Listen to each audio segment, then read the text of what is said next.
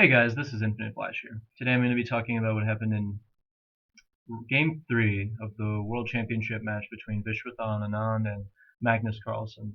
In Game 2, we saw Magnus beat Anand pretty convincingly in a Roy Lopez Berlin declined with the D3 variation. In that game, I think Carlsen just played a pretty interesting attacking kind of game where Anand was just pressured into making slight inaccuracies that compiled eventually to lead to a bad position. In this game, Anand is playing white and Carlsen's playing black, and we had the same couple moves starting out with d4, knight f6, c4, but instead of g6 and the Grunfeld defense that we saw the other day by Magnus, Carlsen chose e6 today, and after knight f3, d5, knight c3, we get a queen's gambit decline kind of structure. And I think one of the main players that plays this position these days is Fabiano Caruana, who's played this, if I recall correctly, versus Maxime Vachier-Lagrave in this exact position many, many times against many people. If you're interested in this line, you should check out his games. Bishop f4 is the most popular line at the moment. Castles, e3, knight bd7, looks pretty normal. And in this position, I'm pretty sure that rook c1 is very popular. If I recall correctly, there's plenty of other moves, bishop e2, just the normal moves are pretty interesting as well, but Anand chose the early c5 pawn push when Carlsen chose to play c6 and block the position right here. And after bishop d3 by Anand, Carlsen wanted to immediately break down the structure over here with b6, d4, a5, a3, and after bishop a6, get the trade of the light squared bishops off the board with this central pawn structure not being so ideal. And I guess this is all part of Anand's preparation. Anand probably prepared this at least 20 moves deep, I'd imagine. He had prepared this very, very carefully before the match. And the problem is, I think Carlsen is just walking into Anand's preparation here. This position looks totally normal, but the rising position that you're going to find, I think it's just extremely uncomfortable for black.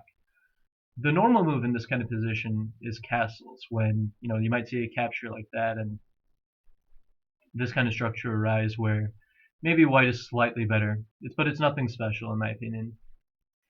The game continuation I think leads to super sharp play where white has to be liked by many players visually.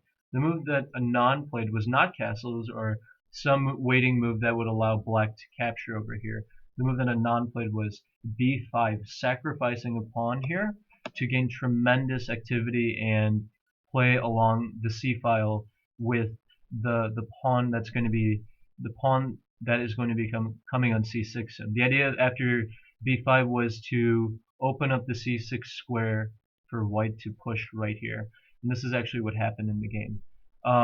Here the knight doesn't really have a good square to go to. You don't really want to play a move like, I mean, it's just really difficult to move for black, I guess. You can't really go to knight b8 because it's c7, forking those two pieces with the queen on d8 and the knight on b8. It's difficult for black to move, so the only move for black is really queen c8 in this kind of position. And white decides not to capture the knight. Remember that this queen is attacking this knight, and that would lead to an attack upon your king if you're not careful. So Anand chose to further advance the pawn right here, and we can see that this pawn right here on c7 is an absolute monster, and it's really difficult for black to move in this kind of position. Instead of the game continuation, I think clearly Carlsen could have chosen to capture the pawn here on a3. Idea being that after rook a3, you have this pawn push forking the rook and the knight here. Probably after this move, I think probably Anand would have just captured the pawn in b5, and we would have led to some kind of interesting position with check, king f1, and the king eventually coming to h2 with the pawn going to h3, and black would probably bring the knight back into the game here. King g1, knight regroup here, h3. And I mean, this position is just very rock solid for white, and I think I would prefer white in this kind of position. Even though the king is a little bit weirdly placed, white can really improve the position of his pieces. Maybe queen c2 to protect the f2 pawn so that the king can go here and the rooks can slide to the open pile here. I think white would be preferable here, I think. Instead of taking on a3, though, Carlsen chose to play b4. Not a bad move, but I think his position is just extremely tough, and this is why Anand's preparation is just so awesome. I feel like he just caught Carlsen so off guard, and maybe Carlsen prepared it, but the position that he's getting is just not very comfortable. Knight b5, and now a4.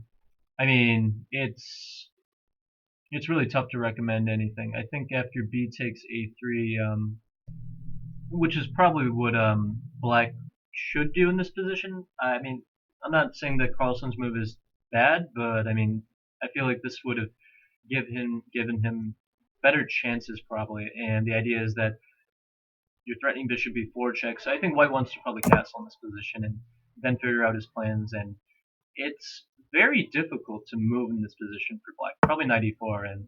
But the thing is, like, what are you doing after knight d2? And I mean, there's not really a good move other than the capture. But what's your constructive plan in this kind of position? Maybe to block this diagonal with e5 eventually, but I don't know. d5 is already very weak after in that kind of position, so you always have to worry about tactics. And if that's taking like 3 or 4 moves, white is going to build up pressure in this kind of position against your position here, and that's extremely difficult to play for black, I think. So I don't think what black really wants to deal with that. I can understand why he didn't want to deal with it. I mean, so instead of that, he played b4, knight b5, and now instead of taking on a3, Carlsen actually decided to play a4. I think it's a pretty interesting move, but the problem with this move is that white is just playing a3 here, and it's extremely just difficult to move here. Notice that a natural move like b takes a3 is already losing the game in straightforward fashion to bishop d6. And if you play like rook e8, I'm just going to capture here and play knight d6, and that would win for white. So instead of rook e8, you probably have to play rook a5 and counterattack this knight when you're just dropping the exchange here. And albeit you have some nice pass pawns here, white would probably win here. I mean, going over that kind of line would take a while, so I'd rather just focus on the main chunk of the game, which is much more interesting, really, in my opinion. So, what in the game that after rook c1, we saw knight e4 played by Anand right here, Carlsen, trying to take some space over here, control over this square, potentially protect this d6 square from the bishop and the knight right here, trying to get claw its way towards that square. And you know, here it's already really difficult for black, I think. But Anand played a pretty good move in knight g5, a surprising move at first when you think about it. I mean, isn't this just hanging a piece? But the idea is that after if you take here twice, I'm getting knight d6 in, I think, and after c8 queen, I mean, it is a huge loss of material coming. Queen a8. Pretty sure this is just devastating for black. Pretty sure, right? Only down a queen? Okay, you get the point.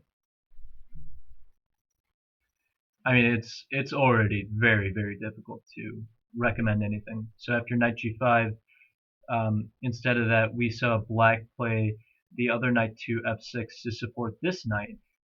Some pretty interesting logic there. Black could also consider e5 in this kind of position to kind of block this diagonal. But I think that after just the captures and bringing the knight over here to try to activate all your pieces against the somewhat open white king, I mean, white can actually probably just get away with capturing here. And after knight b3, at first this looks terrible for white, but white has the strong move knight d6, and some crazy lines like this crazy one where you get a lot of captures in this kind of position is pretty interesting, actually. But I think ultimately white is coming on top here in this kind of crazy pawn race line where nothing really makes sense. Takes. f6. I mean, white's probably doing extremely well here, but I mean that's a bit of a joke, bit of a joke. That was interesting, but I feel like white's doing extremely well. But and I don't feel like black really wanted such a sharp line, but certainly interesting, really. So he played knight df6, staying extremely solid in this position, and after this move, Anand just decided to capture the knight here on e4, and Carlsen just took back, and Anand just kicked him back immediately. Just did not want to deal with this, and pretty much Carlsen is forced to. He can't afford to move this knight really. If he plays here, I think White is just extremely happy and satisfied with a position like. If my computer wants to respond, let's see if I can make this respond properly. Takes. I mean, this is extremely dangerous for black, and he can never really move his queen that much, and the pawn here is just a beast. I mean, I think white's just clearly better. Maybe queen b1 followed by queen b5 is a very annoying idea, I think, to gain control over the queen side over black. So Carlsen actually just wanted to attack this knight, which is keeping this pawn pretty anchored at the moment. Every one of white's pieces is just ready to attack black, and you can just see this is extremely uncomfortable. Rook a5. Now Anand took the piece right here. Rook takes. But the thing is, after rook takes b5, this pawn is actually hanging, so we saw queen takes a4, attacking this rook, rook a5, and now Anand pretty much had this concept envisioned like 4 moves ago, I'd imagine, with the strong queen appearing on c6, just ready to break down this position of the queen with queen b6 and further pressure added to the position. In this position, Carlsen decided to take on a3. I mean, certainly he could have also taken on e4, but I mean after just a4, I mean this position is pretty closed right here, and this b pawn's probably not going to go anywhere anytime soon, since it can be just picked up anytime when it's on b3.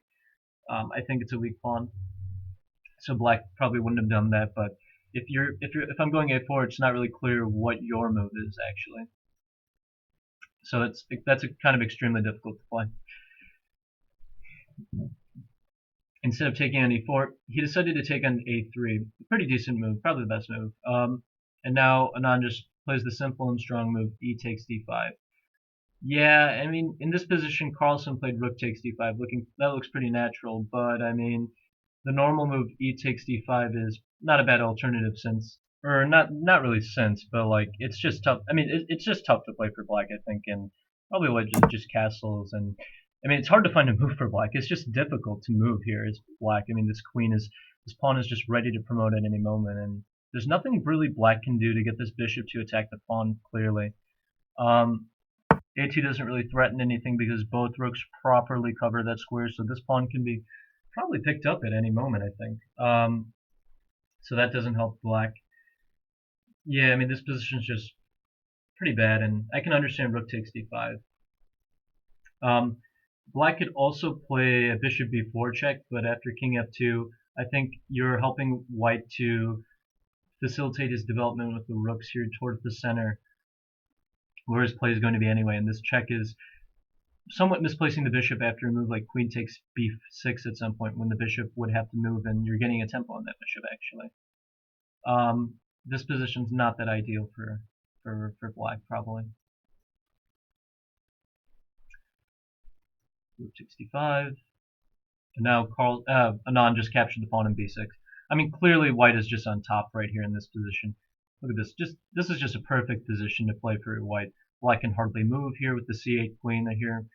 You can just hardly do anything here, and Carlsen at least took his chance to play queen d7 now that the pawn can't promote immediately, since black has 2 defenders right here and the queen is not supporting the square at the moment. But Anand just played the cool and calm castling move. Some players in the comment room were complaining about why not queen a6, but castling looks just so much more normal. I mean, what's black's response really? Rook c8 was played, probably the most normal move, but rook c6 is pretty intimidating, and black can hardly move in this position. It's hard to find a constructive plan, since you kind of know that this might be a threat with the rook coming to b8, and there's not much else. It's hard to find a plan against that for black. So Carlsen pretty much lashed out with G5. I mean, it's already dire, this position. It's already dire. Um, it's really tough, and I mean, you can't really play anything calm like Bishop B4, I guess, because of Rook A1. And if you get into tempo here, I'm just probably playing Queen A6 anyway. And this pawn is really tough to defend, and I still have these threats of doing that eventually. And Black's position is just miserable. That's it's just awful. A move like Bishop F6 doesn't really contribute towards this diagonal, and I probably think I don't know. Probably after that, then Rook D6, right? Or maybe even Queen B7, just keeping the position on hold, and Black can still hardly move at all. I don't know. I mean A2. I mean, just you play like you can just play like Rook A1 or whatever. I mean, White's just clearly better in this kind of position. Just it's just so miserable for Black. Not Bishop F6. Let's see, G5, Bishop G3. Anand just dropped the back the bishop. He could have certainly gone Bishop E5, but I think this is just protected and very safe by the pawn here. That's why I think he likes that one better. And Bishop B4 was played to bring it back the bishop, but after Rook A1, I mean, Black is, and this is kind of similar to the other line I just showed with Bishop A5. This is actually what happened, and Queen A6. This is what happened, and pretty much here Carlsen just gives away the game. I mean, it's already lost, I think, this position. It's already gone. Like, Black's position is very, very cramped here. The rooks are just awful. The queen is pretty much sheltered in this box created by the minor white pieces ever here, and Black's pawns too, and the bishop's really bad, and White's bishop is amazing. The rook is attacking the pawn. This rook and queen are just monstrous, keeping everything on the queen side here together. This position's just totally dead for Black, and I think the game continuation just proves it well that Anand just played a spectacular game with his opening preparation, getting a tremendous initiative right out of the opening, in my opinion. E5, and I mean, here there's not much advice I can give. I mean, whatever. The engine gives Rook A5 is the best. I mean, that's already giving away a piece actually, because I'm actually capturing on C7, and this is the best line that Black can do with down a piece. So that's obviously terrible. Um, and of course, Carlsen wants to keep as much material as he can on the board. But instead of that, he decided to play E5, trying to shut out this bishop. But after this, Anand just took the pawn and just sacrificed the. Carlsen just sacked the exchange and sacrificed the pawn and sacked the exchange. And after G takes Queen E7, he is pretty much in Zugzwang here, and Anand made the final stroke with E6, and Black simply just has no moves at all here. Played King F8, and after Rook C1, Carlsen resigned the game. So basically a fantastic game by Anand, I think. Just coming back from that defeat the other day, I mean, psychologically, this has got to be extremely motivating for him to finally win a game against Carlsen in a classical time control setting, when Carlsen in his prime, when he's on his top shape. So I was really doubting that Anand would ever win a game against Carlsen. I mean, I didn't think it would happen. That I didn't think it would happen that much. But in this game, Anand really showed that he was playing for the initiative. After that B5 move, I knew that he was going to go for Carlsen's throw. I mean, I think this is just pretty much a signal that Anand outprepped Carlsen, and this seems like a mainline position though, right out of an opening, but gaining such a strong initiative where Black has a difficult time moving, and it's difficult to find improvements. And I mean, this is just a great game in general. I think just taking space and controlling all the important squares where these pieces are just passively placed. Every one of the pieces are just so weirdly placed, and that's just a tough. Making the life of your opponent tough is the best thing you can do in chess, I think. So Anand executed his plans excellently today, and I think this is a difficult loss for Carlsen because he knew that he had a difficult position right out of the opening. After B5, no doubt I guess he was feeling very uncomfortable, and I think from there Anand is playing excellently. So overall, I think a well played game by Anand, and thanks for watching this video, guys. I appreciate you doing that. Please like the video and subscribe to the channel if you like this kind of stuff. I'll be posting game 4 tomorrow um, when it's done. But yeah, thanks for checking out the video, guys. Really appreciate that. See you around.